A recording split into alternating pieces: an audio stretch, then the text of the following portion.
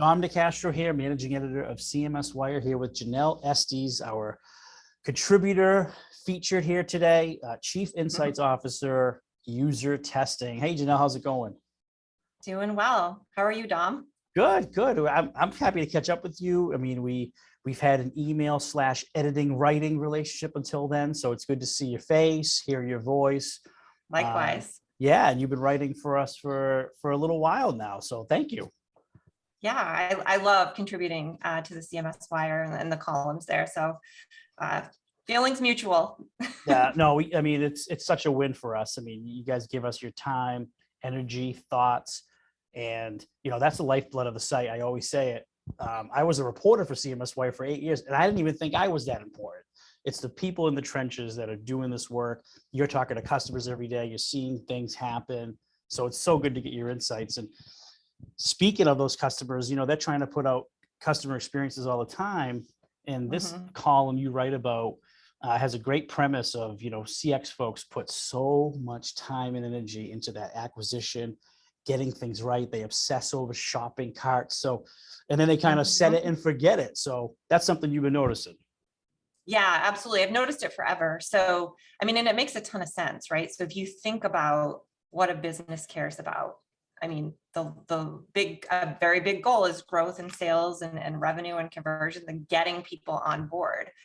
I think although all the data bears out and shows you that it's way more expensive to acquire a new customer than it is to keep an existing one, I think we tend to over-index still on that customer acquisition flow and funnel. Arguably, yes, it's super important. You've got to get it right. But I think once you get somebody in the door, it's all about providing a strong, consistent experience across touch points over time. And those are the things that I often see, and the areas where I often see companies overlooking and placing less priority on to their detriment. Yeah. Janelle, I mean, you're music to my ears because, we got a new home and my wife, she wants everything to be perfect, right? The furniture, the nightstands. I mean, this stuff I don't care about. I'll come in and just go to sleep and wake up, go to work. But she wants everything to look great. We had a great experience with a furniture company when we went there. They went to the store. We befriended the sales guy. We talked about him after. What a great guy. He's so funny. Janelle, since then, it's almost been nightmarish customer experience wise. It's just furniture. Yes. I'm not going to lose sleep over it. But customer experiences wise, there's been broken items. There's been late deliveries. There's been no deliveries. There's been a lot of problems. And that is a perfect example. It's like the perfect sort of case study for your column.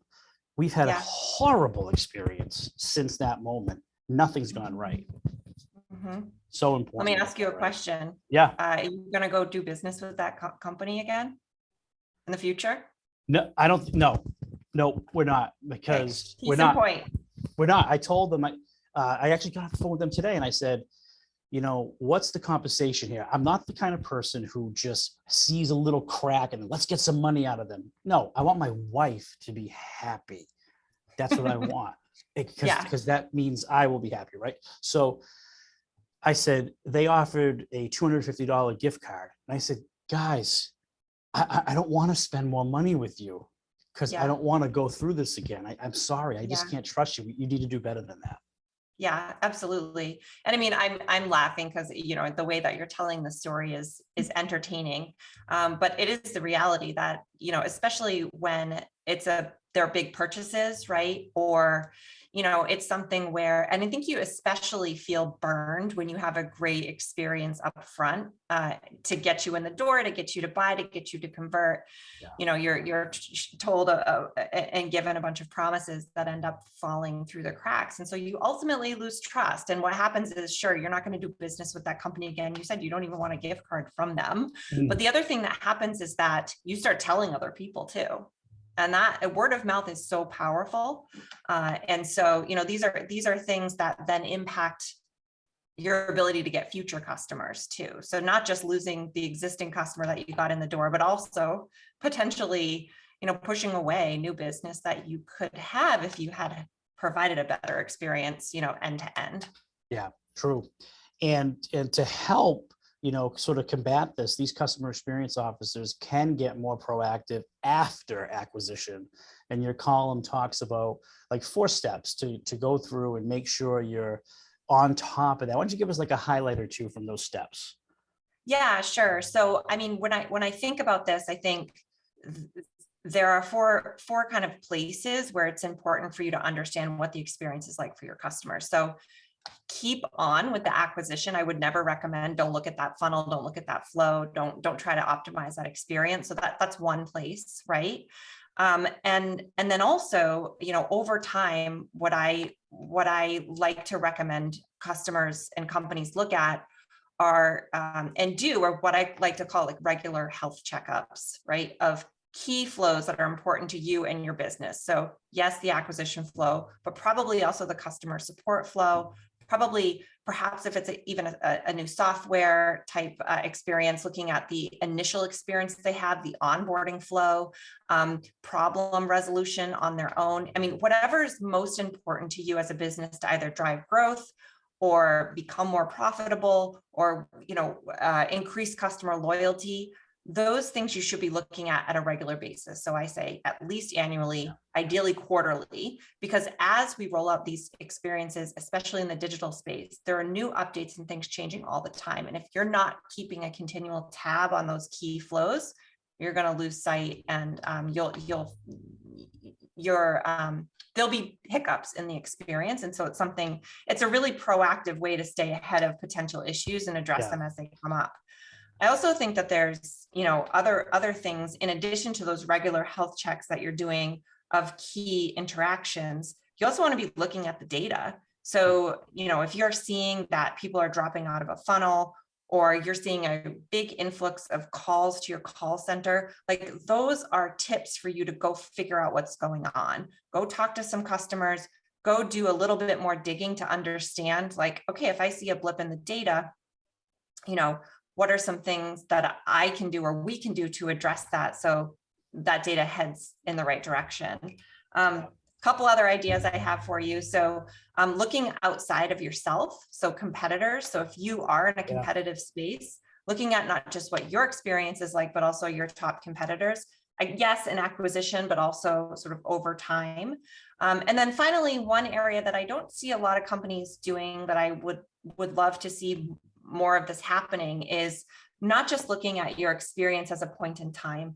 I think a lot of times we look at those key parts of the experience that are important to us or our customers, or that help drive our metrics in the right way, but your customers don't interact with you at a single point in time and then never interact with you again. It's an experience that flows over time across channels.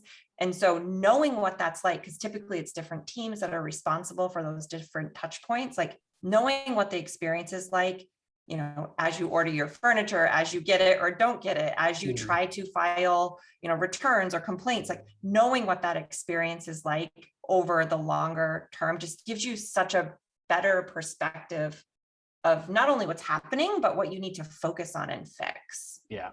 I almost feel like I needed to be compensated for the time I spent calling them and telling them about the problem.